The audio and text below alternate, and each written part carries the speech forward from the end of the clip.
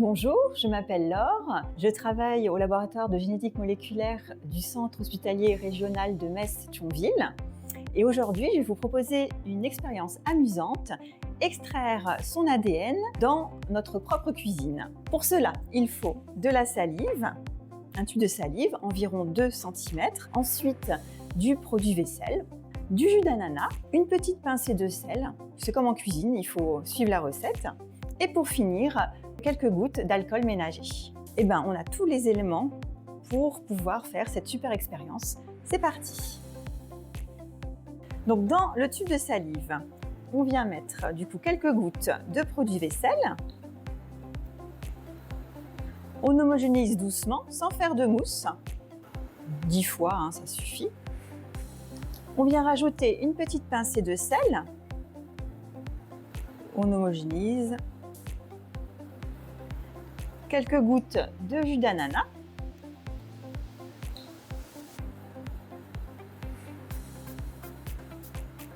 Et là, c'est là que ça va être magique.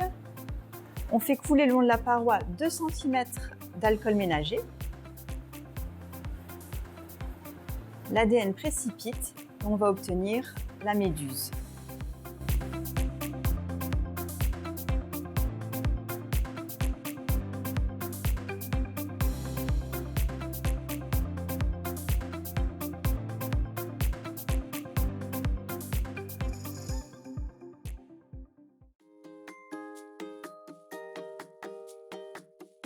Mais pourquoi on met du liquide vaisselle? La membrane des cellules est faite de corps gras que l'on appelle des lipides. Le savon contenu dans le liquide vaisselle va casser cette membrane.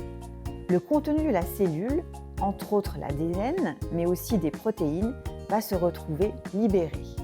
Du jus d'ananas? Dans nos cellules, l'ADN est enroulé autour de protéines. Cela permet de faire rentrer 2 mètres d'ADN dans chaque cellule, un véritable tour de force. Le jus d'ananas contient des protéases. Ce sont des enzymes qui vont couper les protéines en petits morceaux. Comme ça, on pourra observer plus clairement les molécules d'ADN. Du sel? Du liquide vaisselle? Mais quelle idée!